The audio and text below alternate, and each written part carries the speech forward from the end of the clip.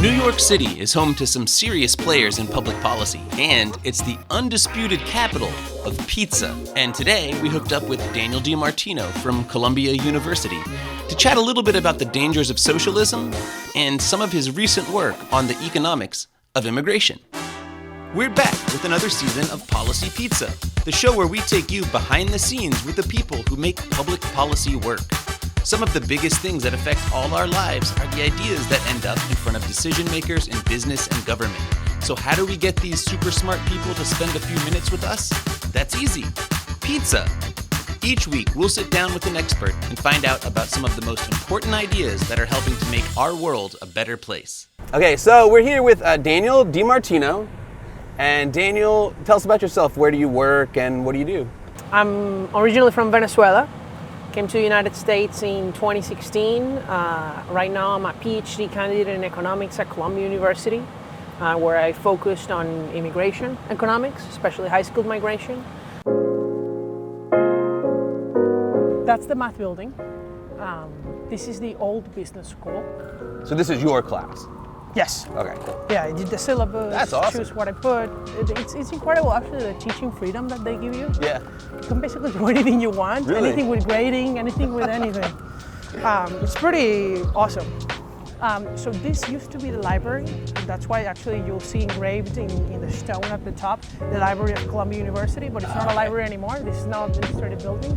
Actually, if you turn around, you read over there. Yeah. King's College, founded in the province of New York by royal charter in the reign of George II, perpetuated as Columbia College by the people of the state of New York when they became free and independent, maintained and cherished from generation to generation for the advancement of the public good and the glory of Almighty God. Man. They would never write that down. You've got the nowadays. whole history written. No, not even close.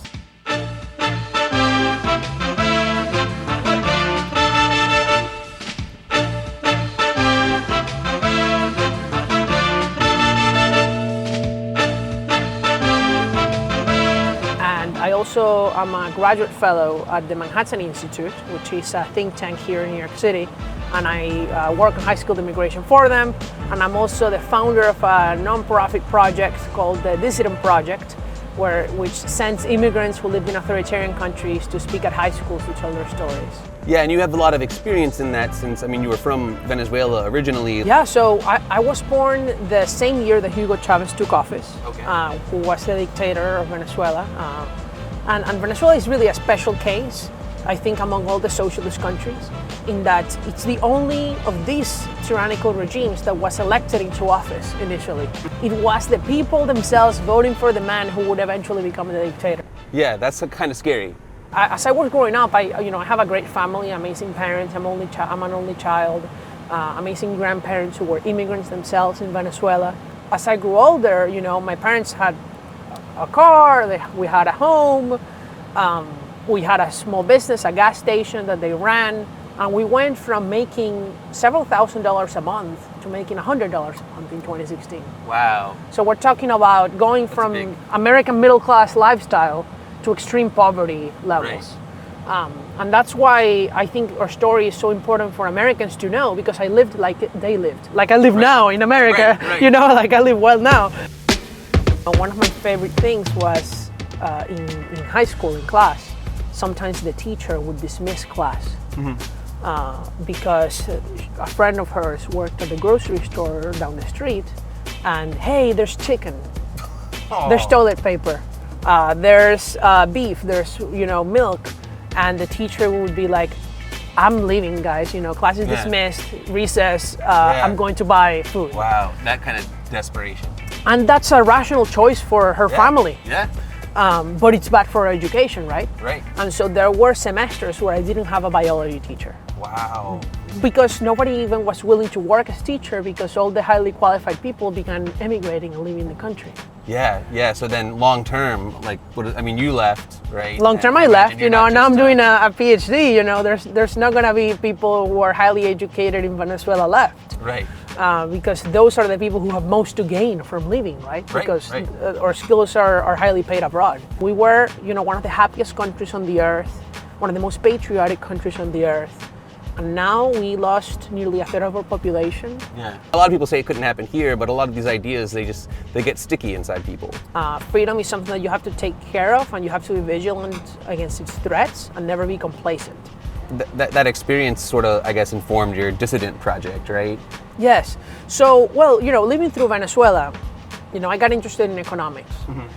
Because I saw hyperinflation, right? Not every economist in the world has experienced hyperinflation firsthand, and I did. I would go to the grocery store, I would go to my school cafeteria, and I couldn't fit enough cash in my wallet to pay for the empanadas. Wow. or things like that. Things would change of price very quickly. I would have to line up for hours to buy food or medicines in a pharmacy. They would ration what we can buy. After I came to the States in 2016 and I studied economics and now in the PhD, I started speaking about my experience from Venezuela so that we could learn from it, because if socialism ever comes to the United States, it's not going to be because there's a coup, it's because Americans vote for bad policies over time. Yeah.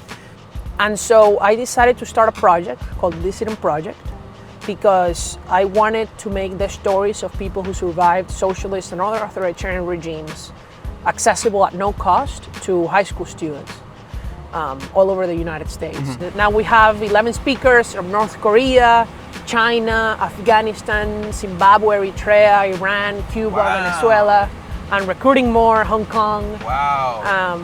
And telling their stories all over the country. And that's why what we need to do in America to avoid that from ever happening is to implement policies, free enterprise policies, free market policies that allow us to stay prosperous. Because when people are prosperous, when they have jobs, when they're making good money, they're not interested in socialism. And I think that there are many, what I would call just easy fixes. Obviously, we need to reduce the deficit and the debt and all of that, but the issue I care the most about, and what I study and why I study it in my PhD program, is immigration. Because there are so many easy fixes to high-skilled migration that would be just a win-win for everybody. Yeah. Did you know that we limit the number of investors who come here and create jobs, millionaires? That's crazy. Yeah, we have a program called the EB-5 visa program, which is a green card path, where only 9,000 people a year can come here to invest at least $1,100,000. Wow. Creating at least 10 jobs for Americans in a new business. And we limit that number to 10,000. To 9,000. So there might be more people that want to come invest. There are more people, in fact. There are about 15,000 a year who want to come. I say, why shouldn't you want, say, 6,000 more multimillionaires investing in 10 new jobs to come here every year? Right. Imagine that's 6,000 times 10, that's 60,000 jobs a year extra. 60,000 jobs a year. We're talking about millions and billions, over time, billions of dollars in tax revenue that you can use to fund programs like or roads or police, Social Security, Medicare. So if you care about fiscal responsibility, just like if you care about the poor, about income inequality, about everything, you would want to expand immigration of people like that. And I just mentioned an easy case, investors, right? But even within our current visa programs, we make it so bureaucratically burdensome to come for highly intelligent people. Right. So, for example, out of the over 1 million green cards that are issued every year, only 14% are given to what's called employment-based or skills-based migrants. Everything else is family and refugees. That 14%, 140K, out of those, more than half of them are the family members of the actual migrant that's high skilled. Okay. So we're really just letting about 70K, 7%. Okay. Canada alone allows more skills-based migrants than the United States, and they have a tenth of our population. Okay, that's crazy. Right now, Canada actually just opened a program allowing 10,000 visa holders in the high-skilled category, the H-1B, to move to Canada immediately. Because imagine this, we allow these people to come on this visa program. They're all college graduates. Their average, this median salary, not average salary, is 130K a year. This doesn't include bonuses and other benefits. Yeah. And we say, you can work, you're not allowed to open a business. Weird. Why aren't you allowed to open a side business and create jobs? Is there a reason behind it, or? No. The reason is that it's tied to your employer, and that's it. That's just how the program was written by Yeah, so Congress. we take people who are highly intelligent, educate them, give them all the tools they need to create, and then say, don't. You can't create businesses Yeah. and you have to leave after this many years, and that's it. And if you are born in India and you qualify for a green card based on your skills, you will not be able to get it ever, because we also have a cap based on the number of people that come from each country, and India obviously has a lot of people. And therefore, you know, if you're from India and you are, say, an oncologist who treats cancer and is saving people, Right. and qualifies under a very skilled category called the national interest waiver, which is given to people who are working on things on the national interest, of course. So people who work on, say, projects of the Department of Defense, Okay. oncologists curing cancer. If you're born in India, you will never get your green card. That doesn't seem to make any sense. Well, it's discriminatory based on your country of birth, and Okay. then it's also, you know, horrible for Americans. Right. So, you know, there's a lot of things that if you ask the public, they would think that it makes no sense or law. Yeah. And So those yeah, are like a handful of some things you could change right off the bat. you could change it right off the bat. That would increase immigration to the United States by maybe like 10% more legal immigration. There would all be people making like, you know, in the 10th, you know, in the 90th percentile of the distribution, in the top 10% of income earners. They would all pay taxes and receive no benefits. So it would be great for a fiscal situation, and they would create jobs for Americans and save lives. Amazing. So Daniel, we're almost at the pizza shop. Yeah. Are you a fan of pizza? I love pizza. Okay. What's your favorite? I love fungi pizza, Okay. which is with mushrooms. All right. Yeah, my grandparents from my dad's side are Italian, and so I really like pizza. But I'm also I have a very high standard, I would say. Okay, great. It's hard to please me because my mom and my dad and my grandparents all make pizza. Oh, at home nice. too.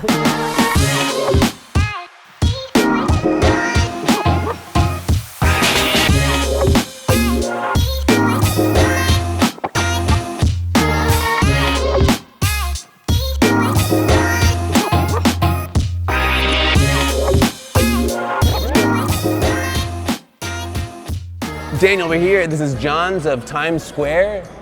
If you look, it used to be in the late 1800s an old gospel tabernacle church, and they opened up as a pizza place in 1997. Wow. Yeah. They're older than me. Yeah. So when we were in the car, you started talking to us a little bit about the economics of immigration and how this sort of plays into the prosperity, free enterprise stuff. Yeah. You know, something important, you know, a lot of people, when we talk about the immigration debate, everything's about the border, amnesty, and when people talk about comprehensive immigration reform, everything is about, well, we just get border security in exchange of an amnesty, right? Yeah. And the Democrats want the amnesty and the Republicans want border security. Yeah. I think all of that conversation is completely misplaced. Right. And in fact, the whole border issue and amnesty is getting confused with the important part of immigration, Right, which which is is? high-skilled legal immigration. And not even the high-skilled, the regular legal migration of, say, somebody who marries an immigrant, as you know. Right, yeah, I went through that whole process. Right. So right now, if an American marries an immigrant, it's going to take well over a year, maybe even more than 2 years, for that person to be able to fully, become a green card holder. Right. I think that's outrageous. Yeah. Everybody understands that if an American marries an immigrant, they should be able to stay here legally and get a green card and eventually become a citizen. Right.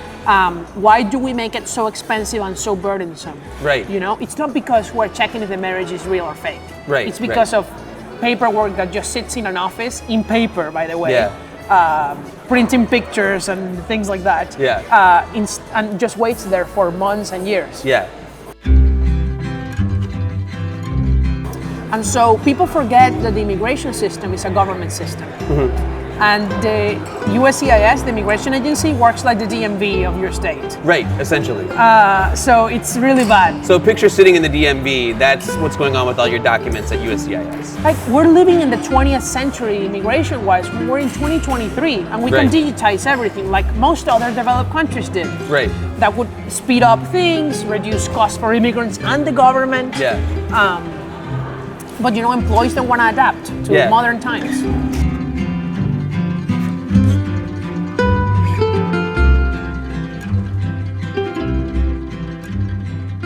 another one of the big fixes I propose.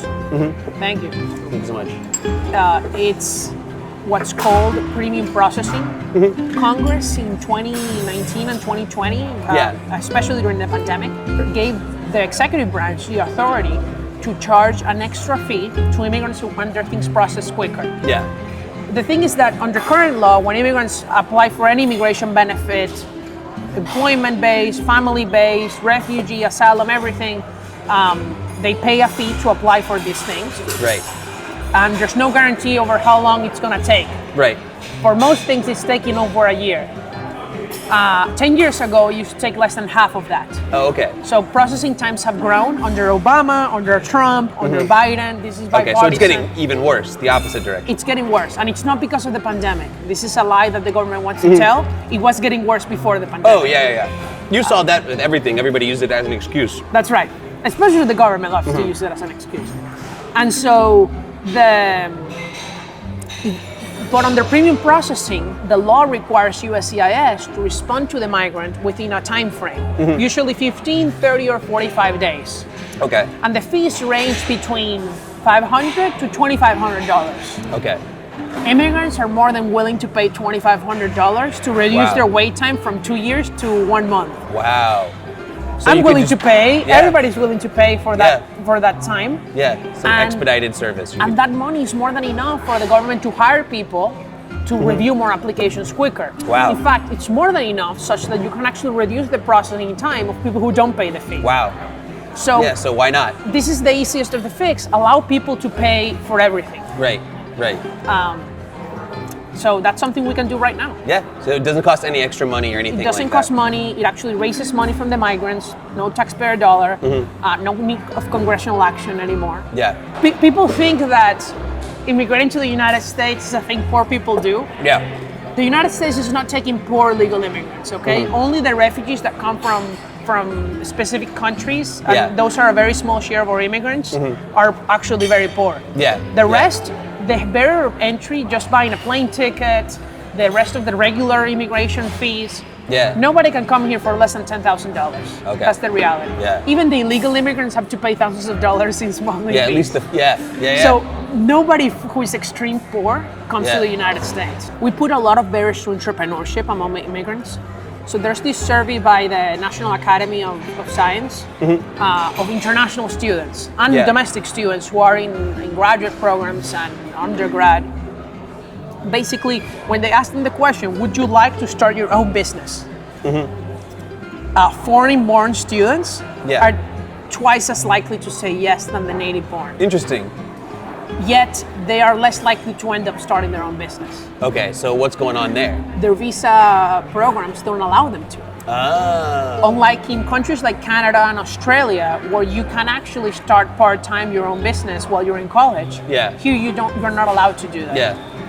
I think that that's the silliest of the silliest restrictions. Yeah, that you've got people here that are entrepreneurial, that are being educated. Now legally. They've got more skills.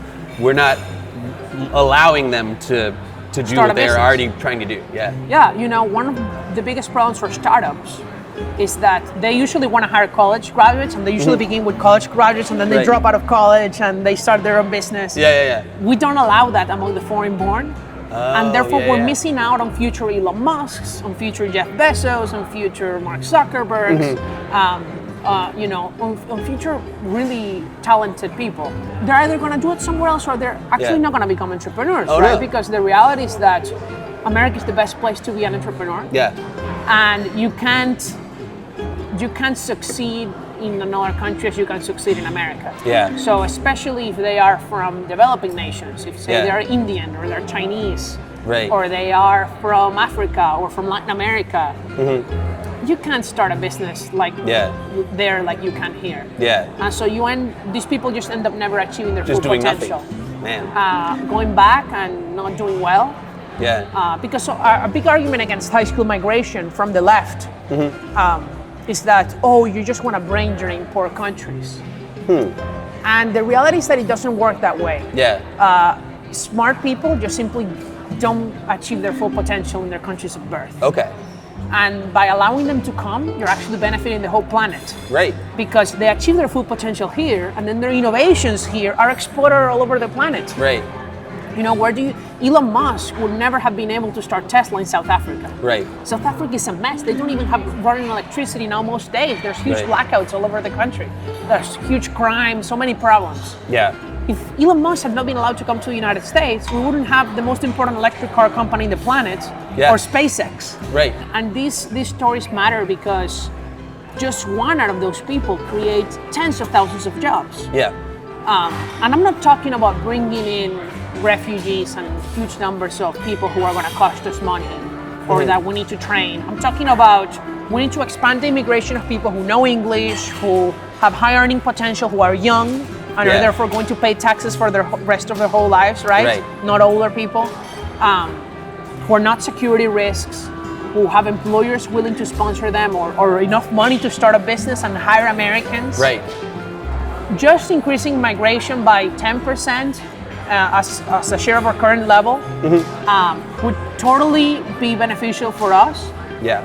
Increase world GDP, increase American GDP, reduce our budget deficit, and importantly, it will help us in the tech race against China. Yeah. China has a huge demographic problem.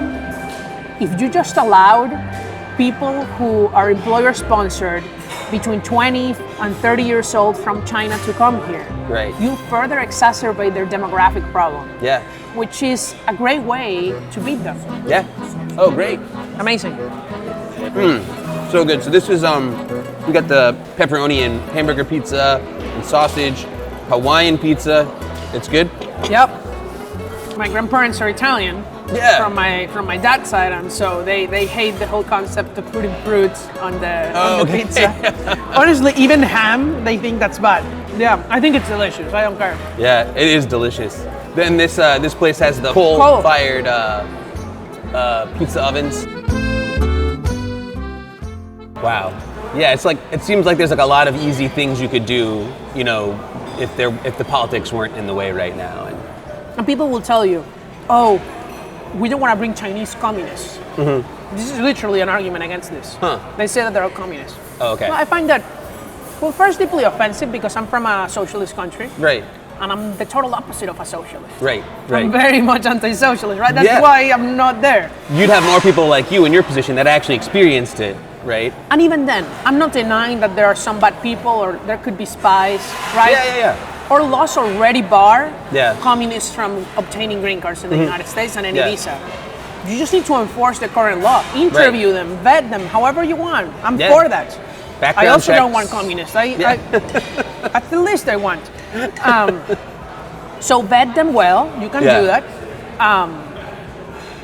And then just allow the rest to come. Yeah. And by the way, China doesn't need Chinese people to spy on us. Yeah. There's plenty of Americans who sell out, unfortunately. That's true.